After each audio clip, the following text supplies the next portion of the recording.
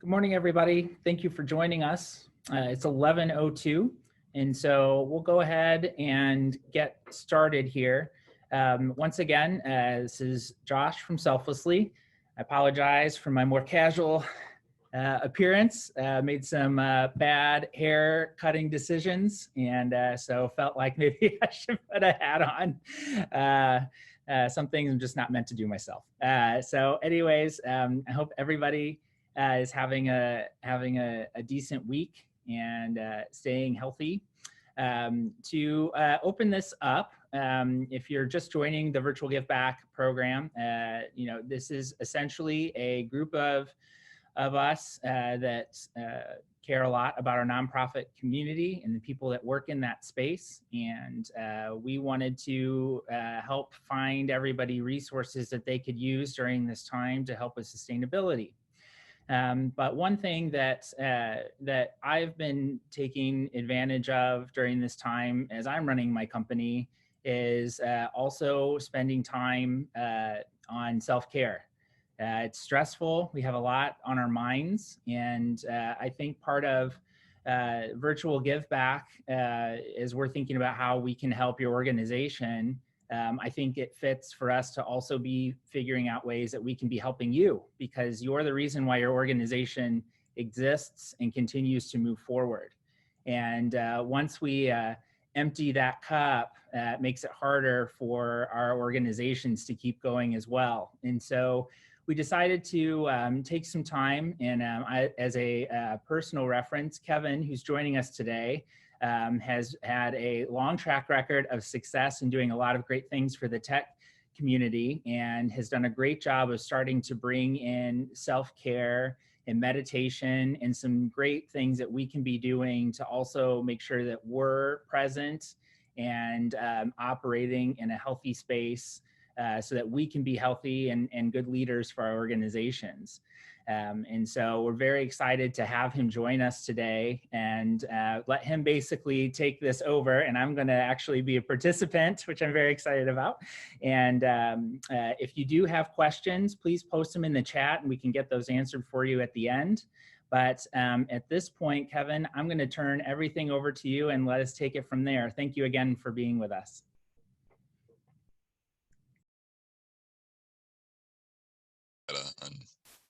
All right, unmuted. Cool. Thank you so much, Josh. I really appreciate you inviting me to do this. It's my passion and my life's work to help people learn how to be more mindful and learn different mindset techniques that can help you weather storms like this. So hopefully everybody can see my screen right now. If you can't for some reason, put it up in the chat. But you should see a quote above a rough ocean that says, "You can't calm the storm, so stop trying. What you can do is calm yourself. The storm will pass," by Timber Hawkeye. And I really love this quote. So somebody put something in chat. Cool. I really do love this quote because it's a deep truth.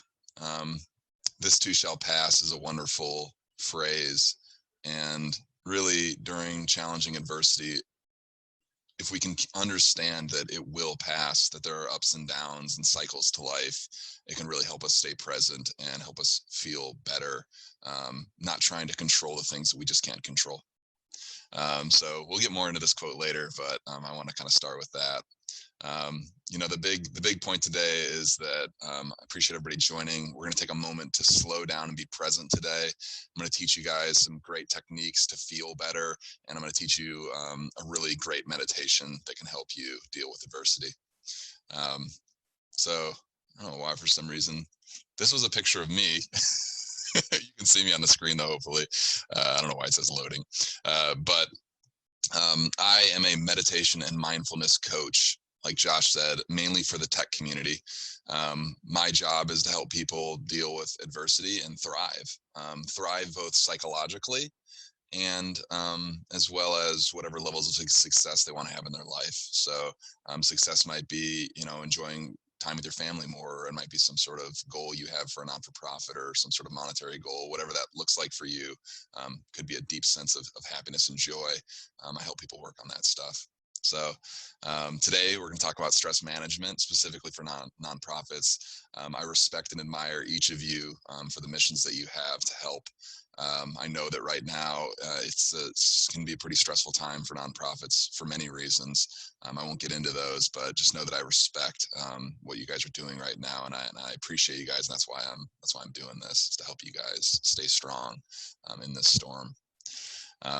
So today I want to talk a little bit, before we get started, we're going to do a brief meditation, but I want to talk to you guys a little bit about how meditation works and why it's such a powerful tool. Meditation works at the physiological level. So your physiology is, if you had to put it in like lay terms, basically how you're feeling, how your body feels, your heart rate, your brain waves. It's all the different signals in your body that basically, if somebody asked you how you feeling, you'd say, well, I'm feeling good, or I'm feeling kind of lousy. It's the way you feel right when you wake up in the morning.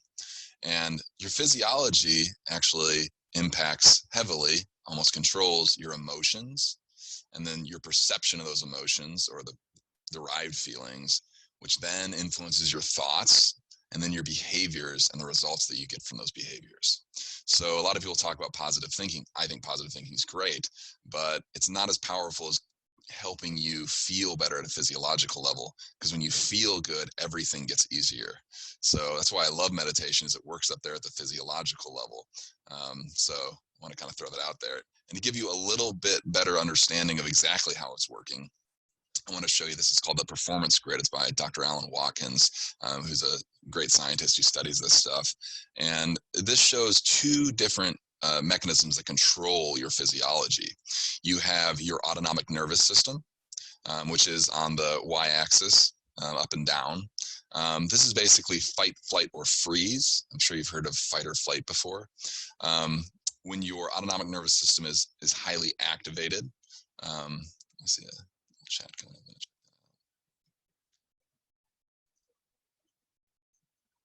Oh, I got this taskbar. Let's see if I can move this. I apologize if you can't see the bottom here. I'm not figuring out how to move this taskbar. So there may be some words you're not able to see. I apologize about that. But basically, at the top here, you have fight or flight, which people are highly aware of. And at the bottom, you have freeze. The two states of your autonomic nervous system that you really want to work on getting out of, if you're in them, is flight or freeze. Flight is associated with adrenaline, and freeze is associated with a hormone called acetylcholine. They are both basically states of consciousness that are to help you avoid an attacking predator. So this is stuff that was made way back in our primal days, when we were just out in tribal situations trying to survive. And, they don't help us. We're not being attacked by a predator. The only thing that's, hurting us is our imaginations right now running wild.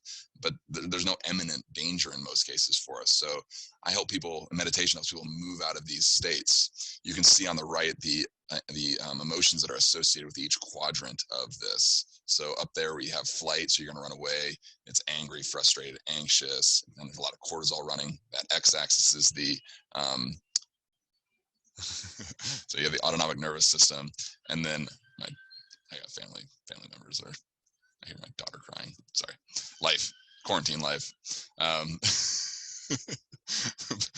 on the x-axis, you have the neuroendocrine system, which goes from positive emotions on the left to negative emotions on the right. So you have an anabolic state versus a catabolic state, which is catabolic state is associated with cortisol, the stress hormone. And you can kind of see the emotions here. So in the upper right, angry, frustrated, anxious. If you're in freeze, which is basically play dead, and you have a lot of cortisol running, you're in apathy, you're inattentive, and you're detached. So if we can move from the right side of this to the left side, we get emotions like passion, enthusiasm, motivation, or acetylcholine mixed with DHEA is content, receptive, and interested on the lower left there. So what we do is we use breathing techniques, are the only thing that I know of besides probably pharmaceuticals that can move you over from the right to the left. So you can go from feeling angry to feeling passionate, to feeling apathetic, to feeling, interested. So it's just such a useful tool for that reason. Today, oh man, I don't know why this stuff isn't loading. All right. There's a picture that should be there of a man by the name of Wim Hof, who is, I'm going to teach you guys today a breathing technique that is the most life-changing thing that I've ever learned. So it is the one single tool as a mindset coach, as a mindfulness coach, that has had the biggest impact on how I feel day to day. It is the most powerful tool that I teach anyone, in truth, because it's a 2-minute breathing exercise that can take you from a feeling of fight or flight, or kind of those negative emotions, all the way to the positive spectrum. So normal meditations last 15, 30 minutes. This is 2 minutes. It's a breathing exercise that takes 2 minutes, and it will completely change your state. Wim Hof, who you would see a cool picture of, he's this Norwegian, I think he's from the Netherlands. He's a gentleman who's set the most endurance world records of anybody. And he's kind of a yogi, and he uses this breathing technique to do things. In this picture, you would see him meditating in a bucket of ice. So he uses this breathing technique to do things like he climbed Kilimanjaro in his shorts. He's run Sahara Desert marathons with no water. He's swum the farthest under ice. So he uses these techniques to prime his physiology to do these superhuman feats. And the cool thing about this breathing technique, which we're going to do here in a minute, is it's just super easy. It's super fast. And if you're ever in a situation where you feel overwhelmed by stress, it will flip you right out of it. So it starts, the first step, which we'll do together in a minute here, is you take 30 deep breaths. The second part is that on the 30th breath, you breathe out all the way and you hold your breath with no air. So you're going to take 30 deep breaths, and I'll coach you through this. You're going to take 30 deep breaths, and then on the 30th, you breathe in all the way, breathe out all the way, and you're going to hold with no air. So it sounds a little weird, but what it does is it hacks your fight or flight response, and you'll be able to feel it happening inside your body. In fact, your body will feel a little bit tingly as you shift from wherever state you are right now up a few levels.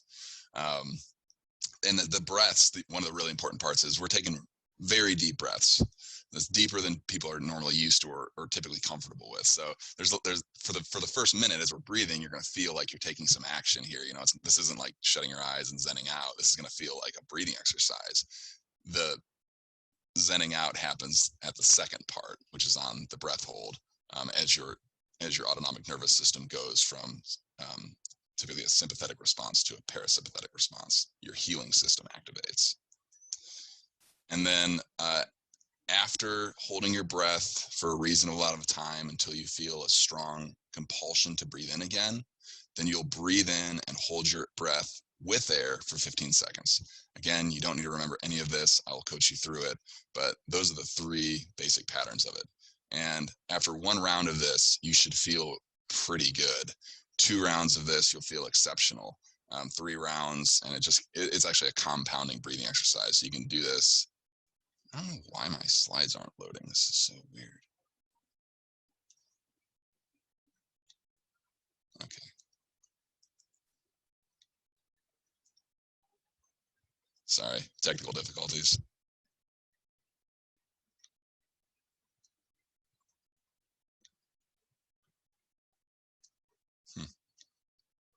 All right. We will deal with whatever we have. The most important thing, though, is doing the breathing exercise. So I want to talk through some things afterward that will be helpful. But let's go ahead and do this breathing exercise together. Again, it's 30 deep breaths, and I'll coach you through it. So let's go ahead and get started on this. So go ahead and close your eyes and get comfortable, get relaxed. I'm going to try and turn on some music.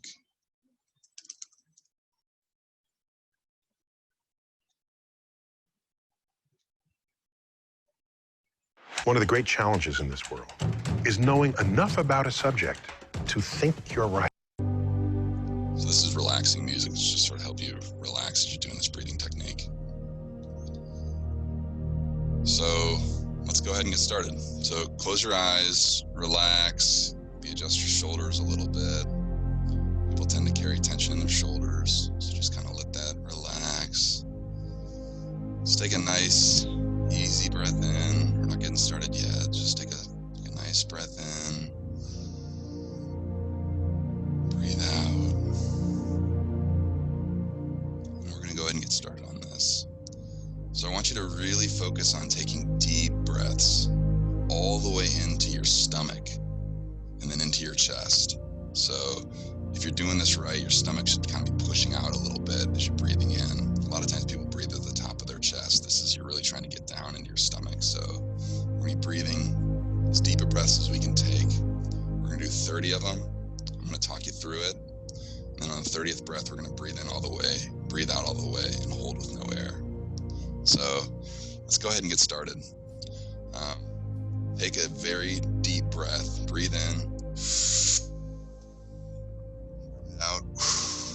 Let the air rebound out of your lungs. Breathe in, second breath. Breathe out. Breathe in a third breath. Breathe out. Fourth breath. Breathe out. Fifth breath. Breathe out. Try and go a little deeper. 6. Breathe out. 7. Breathe out. 8.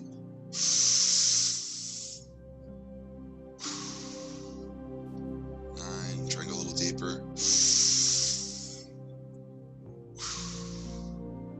10.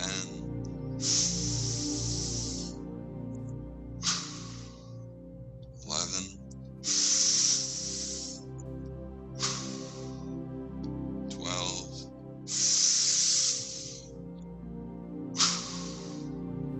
13.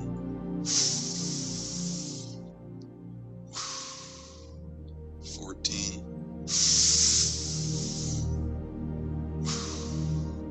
15. Halfway there. 16. 17. 18. Try and go a little deeper.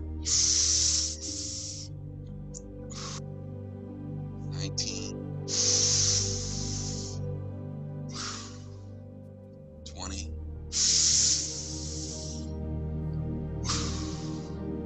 10 more. Actually, 9 more.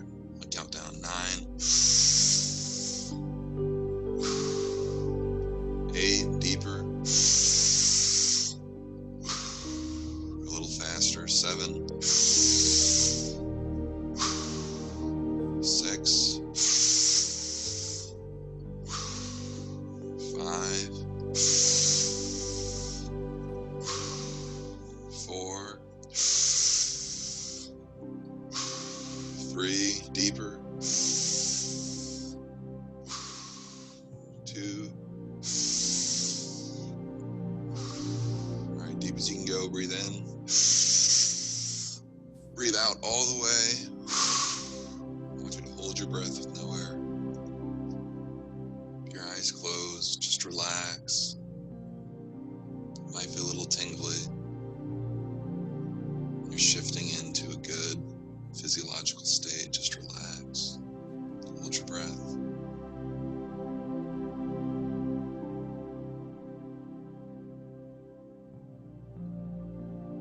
Normally you can hold for about 30 to 60 seconds, but whenever you feel a strong compulsion to breathe in again, you can breathe in all the way and hold your breath for 15 seconds.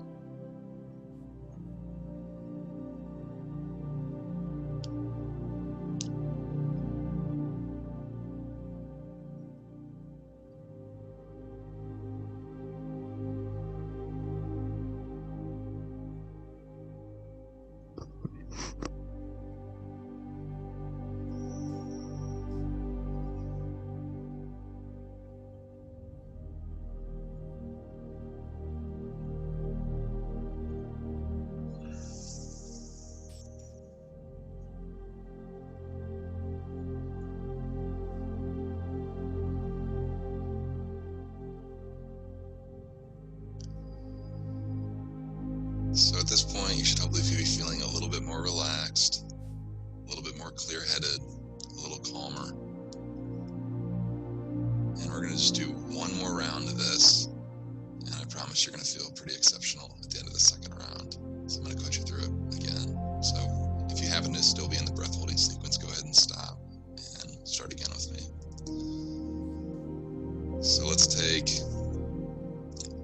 start with one deep breath in, out, 2,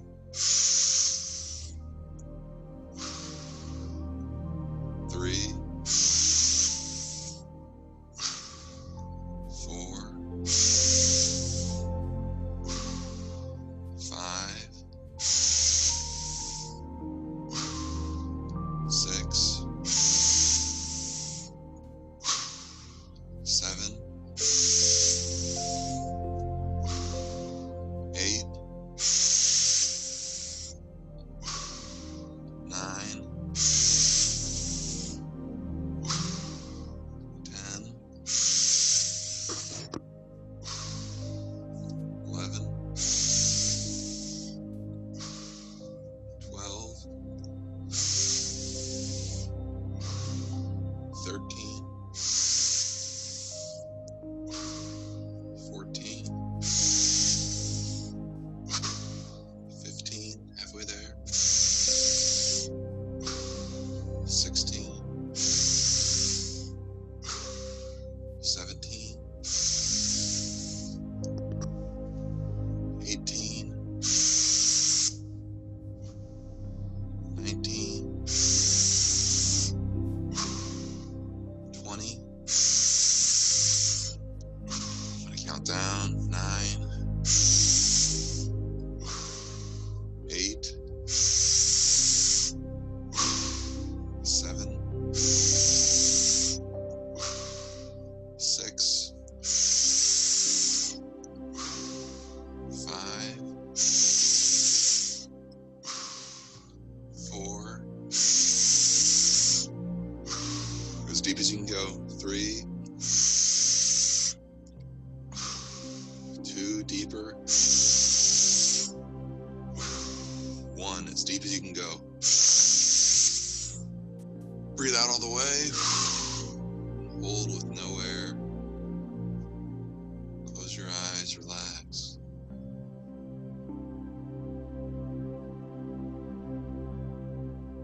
Might feel a little tingly, that's okay.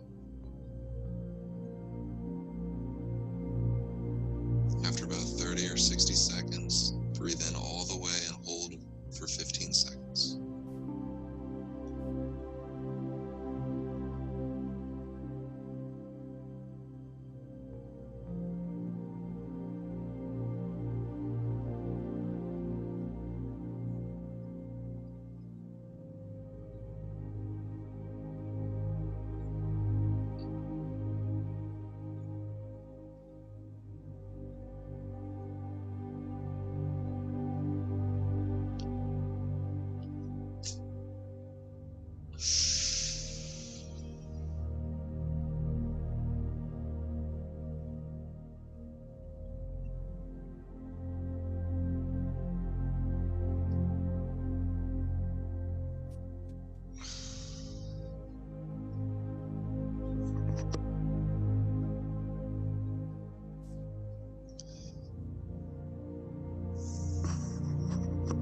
So since for a lot of you, I'm sure this is your first time doing this, just keep your eyes closed and relax and just enjoy this state. The more you practice it, the better you get at it. And again, it just takes a couple minutes and it can shift you into a meditative state that normally takes at least a half hour to achieve. So as you're sitting here, enjoying this piece, I'm going to give you a few pieces of advice about how to feel better during quarantine. And this stuff's super simple, but it works really well. The biggest thing that is disrupting people's peace outside of their work life and things like that during quarantine is getting out of their routines and habits. So your body is a little bit like an engine or a machine in a lot of ways, and it expects the timing of things to be rhythmic. And again, when we get out of our rhythms, it throws our whole system off, because we produce hormones at certain times. We produce certain hormones before we go to sleep. We produce certain hormones before we wake up. We even produce certain hormones before we eat. And those hormones are meant to help you. So the biggest thing you can do to feel better throughout quarantine is to have consistent patterns at home. And what I mean by this is, if you can just manage to go to sleep at a very similar time every night and wake up at a very similar time every day, you are going to feel a lot better. That raises your HRV, which is too deep of a topic to get into right now, but it is the measurement of how you feel. It's basically the analytical measurement measured by a bunch of different tech products. But the first thing is having a consistent sleep and wake schedule. Also, trying to get as much sleep as you can get. Spending at least 8 hours in bed is going to help you a lot. Other things that will help you are, I want to keep it simple for you guys. Like, make time for yourself to do things you enjoy. I know that sounds like super simple and super obvious, but quantifiably, via your heart rate variability, which is the measurement of how you feel, that has one of the biggest impacts. Taking time for yourself and just doing the things you enjoy. So take a mental note of that. Make some time for yourself. As I was talking about before, with timing of sleep, timing of eating. Try and eat at the same times every day. If you eat breakfast, eat at the same time in the morning. Eat lunch at the same time, and eat dinner at the same time. Again, your body is like a finely tuned engine that's producing different hormones to facilitate each of these states. And when your rhythms get off, you throw your whole internal physiology off, which will throw you off. I know we're close on time here, but those are some of the biggest things I want to mention. So I can hand it back over to Josh now and kind of let him end this, but I hope you guys enjoyed the meditation. Thank you, Kevin. Really appreciate that. This is super helpful for me. Our team has all participated in this. And as we're moving forward, we've really tried to, we're all getting bombarded with things we have to do right now and think about. And from our perspective, it's been very helpful to just carve out that time. So if you have any questions, please put them in the chat. I do have a few questions for you, Kevin, if you don't mind. Yeah, go ahead. So, when a lot of the people on this call right now are hyper empaths, Mm-hmm. and sometimes we serve everybody else before we serve ourselves. What are some ways for us to check back in when we may not necessarily be thinking about self-care or connecting with our needs throughout the day? That's a great question, Josh. It's actually a really deep topic. I'm an empath as well. I guess the first thing I want to tell empaths is we have a tendency to allow other people's energy to really impact us. So a lot of what I deal with is energy. I think of things at an energetic level, kind of like a shaman or something. But we are very easy to pick up the energy of other people. That's what being an empath is. So, one of our family members is really struggling with quarantine, and we're on a call with them and they're venting to us, and we're taking that energy on and we're feeling it, and we're connecting with them. But ultimately, they're looking to us for probably help. And if we take on too much of that energy, then we can't be present to give them the advice that they need to really help themselves. And I just see this with all the empaths that I end up coaching. And for me as a coach, as a healer, I I've had to really develop techniques as an empath to deal with this, because every day I'm working with 10, 15 people, that are that are giving me their energy. So it's kind of an interesting way to think about it. But I want all of you empaths, to understand you don't have to take on other people's energy. It actually, you can set your energy is yours, and you can hold your energy. And this is a little bit abstract of a concept. I teach it in a couple different ways, but if somebody is really impacting your energy, there's a visualization you can do. I do a lot of visualization stuff to close your energy off. And if you do this unconsciously, you will hold your own energy. You'll hold your seniority in your energy. There's two things you can do. One is you can imagine that there's a flower in front of you and the petals close between you and the other person. And just doing that visualization, imagining that there is petals closing in front of you, unconsciously will allow you to hold your own energy and not be impacted. The other one I tell people, if you want a different visualization, is I don't know if you guys have seen Iron Man, the Iron Man suit, that closes in front of you. Now, you will be blocking yourself off to that energy when you do this visualization, and you will stay grounded in your own energy. It just like this hack I gave you to get into a good state in 2 minutes. This is the fastest way as an empath to hold your energy during a really intense conversation with somebody where you're really picking up on their energy.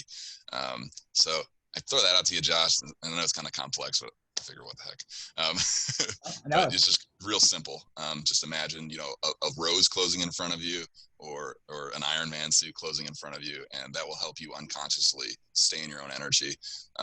Self-care, we just got to prioritize it. I don't know what else to tell you other than filling your own cup back up is absolutely imperative. It's cliche, it's whatever. That's why I told you have fun, schedule time to have fun, because a person with an empty cup has nothing to share, and you're not helping anyone. I really believe in self-love. So if you spend a little time looking in the mirror and complimenting yourself, things like that. I know it sounds awkward, but I spend 5 minutes a day just looking in the mirror and telling myself what I appreciate and admire about myself, because there's a simple truth. I think it's a Bible quote or something. I'm obviously not trying to preach any religion or something, but it's love your neighbors as you love yourself. Well, that's a formula, in my opinion. You can only love your neighbors as much as you love yourself, in my opinion. And that's not the kind of selfish, egoic love. I'm talking unconditional, genuine love for yourself. Once you have that, then you can share that with others. So spend the time to fill your cup back up. Schedule it on your phone. Get a little alert to let you know, hey, it's time for some self-care. It's time to do something for yourself. Makes sense. That makes sense. Oh, we appreciate it. So in closing, how can our group get in touch with you if they'd like to learn more about what you do and take advantage of your program? Yeah, so I do a lot of meditations. So I actually do one specifically for not-for-profits. Boardable sponsors it. And that is on Fridays at 1 p.m. It'll be different than the Wim Hof meditations. It's more of like a breathing meditations and things like that. But if you'd like to join that, you can shoot me an email, Kevin@dreamfuelcoaching.com, DREAM fuel, FUEL coaching.com. Or you could throw your email address in the chat if you're comfortable with that, and I can send you an invite. It's on Fridays at 1 p.m. It is for nonprofits. So, we talk about, stuff related to nonprofits and stuff like that. So that's cool. I also do meditation for the business communities on Monday, Wednesday, and Friday. I'm glad to invite you guys to any of that.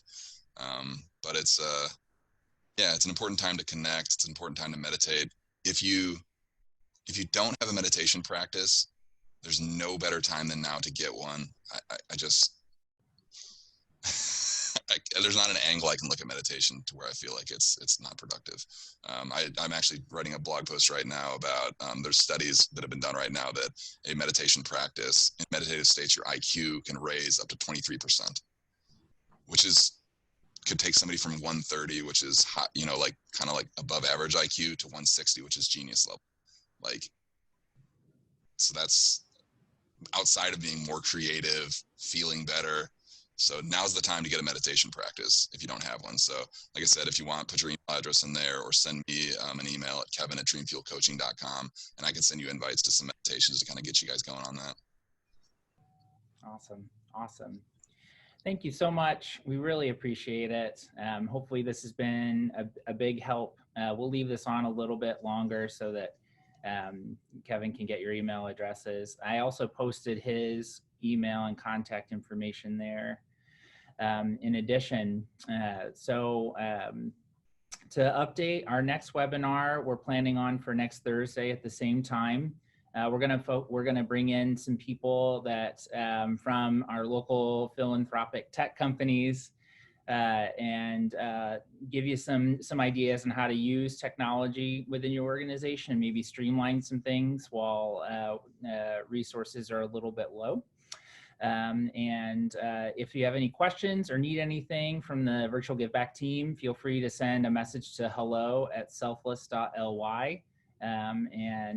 One of our team will get back to you, and we're all in this together. And if there's anything that we can be doing to help you during this time, please don't hesitate to reach out.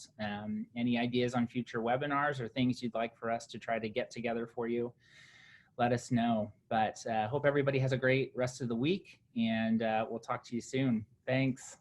Thank you, Josh. Thanks, everyone.